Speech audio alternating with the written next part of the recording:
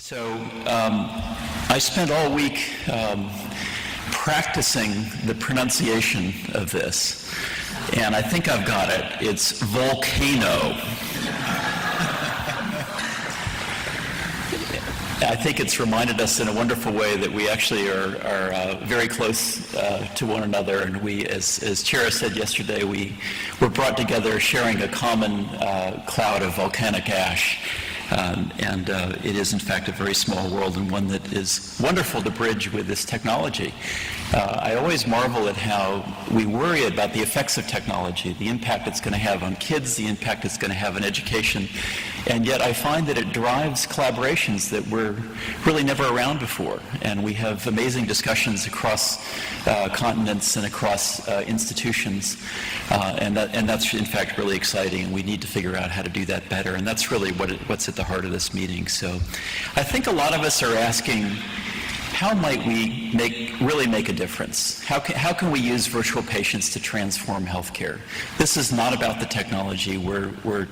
That's not what we're about. We're really trying to make a difference, and Terry alluded to that in his presentation.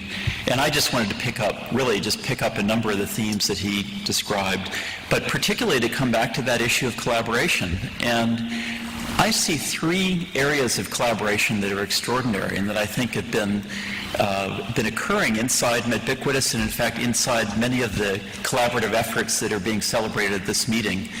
And they're around standards development, evidence gathering, and around pedagogical innovation. And Ron Harden will make a point, I think, probably later this morning, and made it at our board meeting last night, that we need to be about much more than just the technical standards development. Yes, we have to do the technical standards well, but we're not going to get where we want to get until we figure out how to do these three kinds of collaborations. So I'd like to talk about these three areas of collaboration. So first of all, on the technology area, that is our core activity in Medbiquitous. Our aim is to advance healthcare education through technology standards that promote professional competence, collaboration, better patient care. We're a nonprofit group. We rely on members to really undertake the activities and to drive what we're as a standards development organization. And we have 8 working groups working on standards in each of those areas, about 59 members. We try to adhere to the core principles of openness, transparency, consensus, and due process. Pretty much everything that we do is available under open license. And in fact, everything that we do is on the internet in public.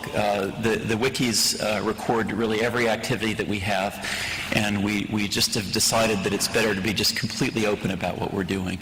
We also do try to work with particularly influential drivers of standards. These are organizations that can really help us get our mission done, and I'm delighted to say that we have just terrific collaborations both in the U.S. and also in many places in Europe.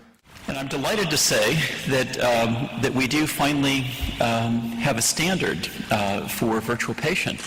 5 years ago, we had the first meeting. There were a few people in the room who were at that first meeting. We brought together Karolinska Institute and Dave Davies, then at that point with Ivy Meds, and Rachel Alloway from University of Edinburgh, and Joel Farrell from IBM, who's here with us, and some representatives from the National Board of Medical Examiners. We sat in a room, and honestly, I think off and on during the first session 5 years ago, it seemed hopeless. The groups had just been so disparate in what they developed. It was too expensive. It was too idiosyncratic. They were just far apart. And standards work is tough blue-collar work, as I like to call it.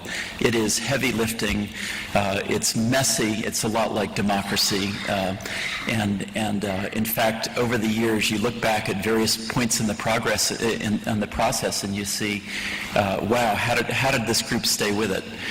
And they did. They did stay with it. And in fact, earlier this month, it was announced as an ANSI-accredited standards developed by Medbiquitous. So it defines how you should show data about the patient in the virtual patient data section, what data should be available to the learner at a particular time, what the sequencing should be through the course. Terry talked about the branching, and that's in the activity model.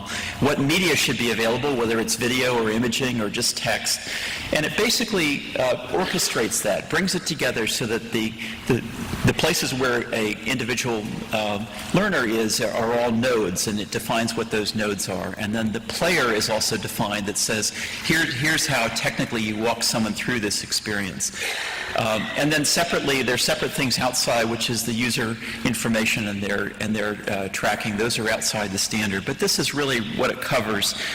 So it really is an enormous jump start for anyone that's starting to develop a system. And I think those of you know about these, you typically go through many iterations. And I think over the coming years, we'll really have accomplished something to say, here's a starting place.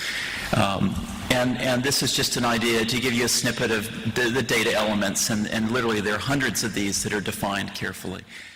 Now, what I think really just made a huge difference and is a key reason that we got to actually pushing something out is the extraordinary accomplishments of the EVIP partners team.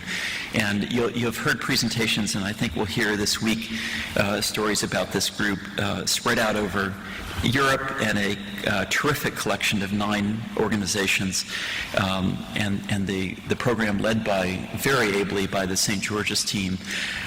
This group really brought together existing experts around the world and also hammered through what it would take to really come up with that common standard. And the funding, the effort, the organization is just absolutely admirable, and I think it's a great example of collaborative effort. And this sort of framework for collaboration is just absolutely essential to make progress. It isn't just about virtual patients. There actually are many other things, and this fits with Terry's theme of really weaving everything together. Standards are very important for creating that sort of coherence, and again, you can't get there without great collaboration.